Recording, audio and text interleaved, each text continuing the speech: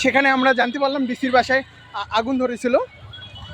Fire brigade আসতেছে সেই আগুন ধরার 10 মিনিট পর।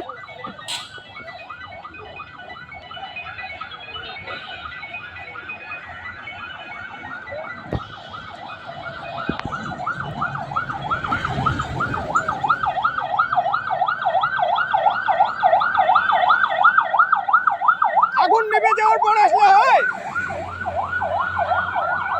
আগুন নিভে যাওয়ার পর আসতেছেন। এর দিকে খবর পেলেন আর কি আসে কি দেখলেন?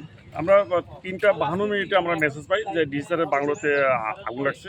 আমরা তাৎক্ষণিক আমি সহ আমার প্রথমকাল পানিবাহী গাড়ি এখানে স্পটে পড়ে। স্পটে আসার মাত্র শুনতে আগুন, এখানকার যারা নিরাপত্তা দায়িত্বে ছিল তারা ফায়ার এক্সটিংগুইশার করে আগুনটাকে নির্বাপন করছে। এটা মূলত বদরবাদ থেকেই একটা শর্ট সার্কিট হয়েছে, বড় কোনো মানে হচ্ছে না।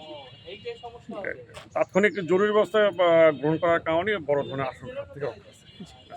স্যার নামার পদবিটা স্যার? জি, আমার নাম মোহাম্মদ আমিরুল ইসলাম সরকার। আমি সহকারী পরিচালক ফায়ার সার্ভিস দিনাজপুর।